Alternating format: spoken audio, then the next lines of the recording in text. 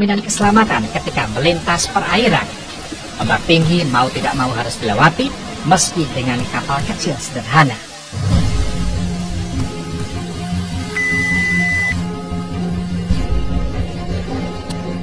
Sepanjang perjalanan menuju Tawau, rombongan TKI sempat dihadang polisi Malaysia.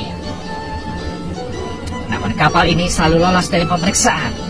Kami menduga sudah ada uang suap yang disiapkan pemilik kapal kepada oknum petugas.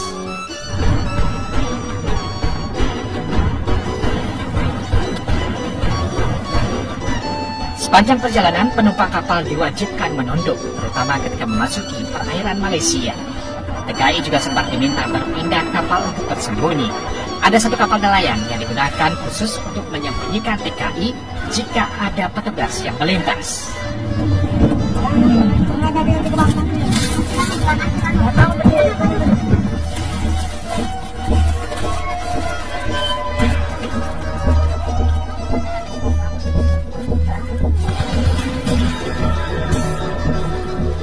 Ketika memasuki kapal nelayan untuk bersembunyi, kami bertemu banyak TKI ilegal lain yang sudah terlebih dahulu tiba.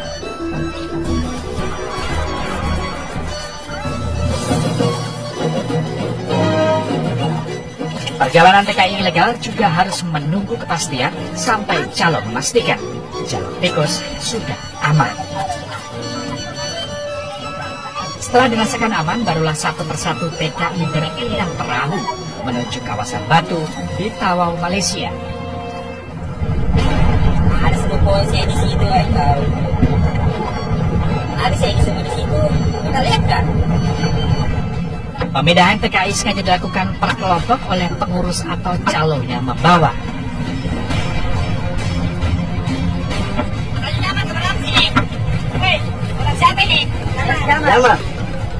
Sebelum berpindah dari kapal penampungan ke perahu, TKI harus membayar terlebih dahulu. Lolos dari persembunyian, masih ada satu kali lagi pemeriksaan.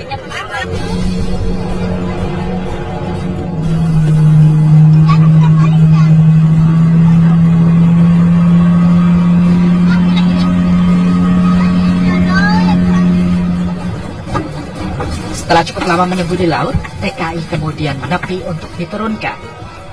Salah satu mantan calon TKI yang kami temui menyebut daerah Batu Tawau adalah tempat ramai TKI ilegal. Setidaknya puluhan bahkan ratusan TKI ilegal setiap harinya mendarat di lokasi ini. Di sinilah yang paling besar. Ini di sini negara dibilang malam kah, subuh kah, di sinilah tempatnya.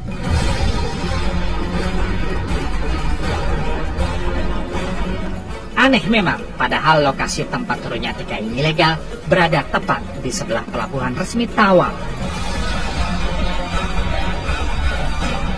Selain Batu, jalur tikus lainnya adalah Kalabakan, Fui, dan Sungai Udin. Semua jalur tikus ini hanya bisa ditempuh melalui laut atau sungai. Maka tidak heran kami banyak menemui perahu atau kapal yang bersandar di sepanjang jalur. Satu yang pulang, maka yang kembali itu biasa sampai 20. Begitu. Kalau yang jadi pengurus itu, pengurusnya didudukan. Rata semua didudukan itu pengurus. Didudukan. Karena apa dia kira-kira dia mau kerja di sana kalau tidak begitu?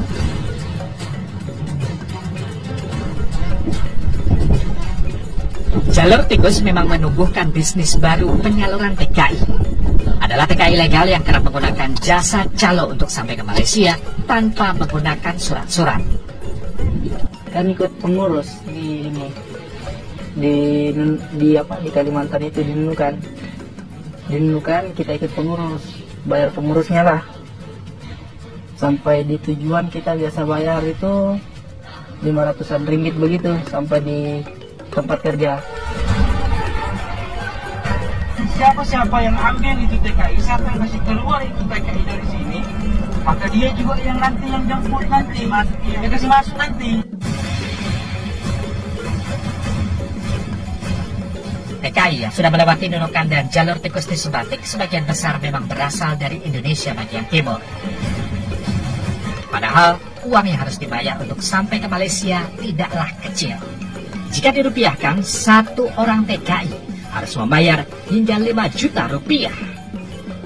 Kalau tidak punya paspor itu kan, walaupun ditangkap nantinya bisa bisa masuk lagi. Gampang lah masuknya ke sana.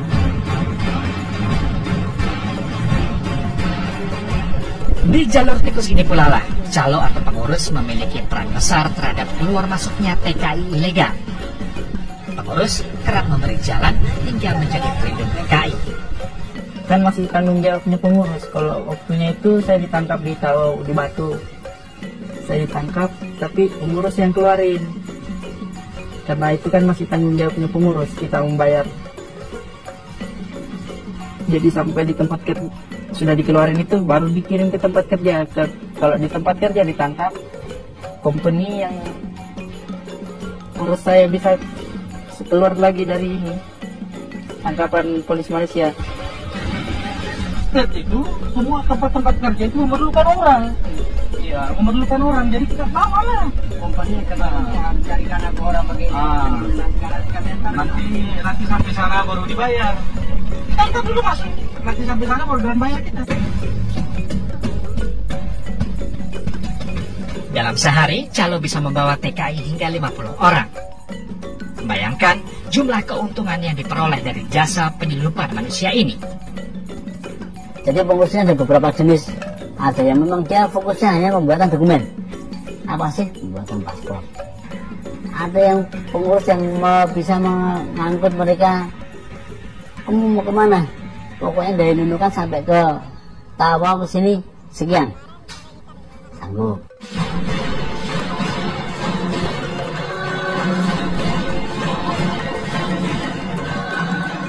Deportasi menjadi kata yang tidak asing ketika membahas TKI ilegal. Ribuan TKI ilegal dideportasi dari Malaysia setiap tahun. Menurut data BP3 TKI Nunukan, dalam 5 tahun terakhir, terdapat sedikitnya puluhan ribu TKI yang dideportasi. Di tahun 2012, 3.000 lebih TKI dipulangkan karena tertangkap imigrasi Malaysia. Puncaknya di tahun 2015, lebih dari 6.000 TKI yang harus dideportasi. Sementara di sepanjang tahun 2016, sedikitnya 855 TKI dideportasi. Itu kami akui. Deportasi datang sore, besok pagi sudah berangkat lagi. Bahkan duluan deportanya daripada pengantarnya. Memang. Namun bukan berarti kami pemerintah melakukan pembiaran.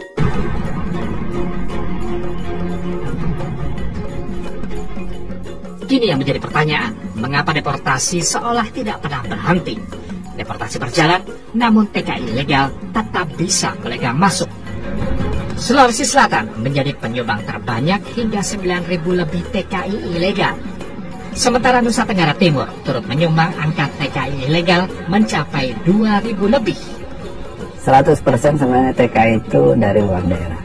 Karena yang kita tahu itu sumbernya itu sebagian besar dari NTT, NTB, Sulawesi Selatan, dari Jawa Timur yang lewat daerah sini ya. Karena kalau penduduk asli sini jarang menjadi TKI. Tetapi sampai sekarang ini, alhamdulillah Parepare itu tidak pernah mengirim TKI. Khusus warganya tidak ada yang keluar negeri untuk mencari pekerjaan. Sekarang ini TKI itu bisa diproses di mana untuk masuk ke Tawau, ada yang diproseskan di daerah asalnya. Nah, kita sulit memantau berapa jumlah orang yang sebenarnya ke Malaysia ini menjadi TKI atau berapa yang sebenarnya hanya kunjungan kekeluarganya. Ini yang kadang-kadang sulit bagi kita karena data yang betul-betul fix di Nunukan itu tidak ada. Meski sudah ada belasan tahun, jalur tikus memang menjadi dilema sekaligus persoalan lama. Keberadaan jalur ilegal sepertinya sulit diberantas. Jalur yang bisa ditempuh sangat banyak dan sangat dekat. Bisa ditempuh dengan waktu yang pendek, kapanpun, jam berapapun. Mau masuk ke wilayah Malaysia dari arah mana, ke daerah mana, semua bisa ditempuh. Sulitnya menutup jalur tikus juga ditengarai karena adanya putaran uang yang sangat besar sekaligus melibatkan banyak orang.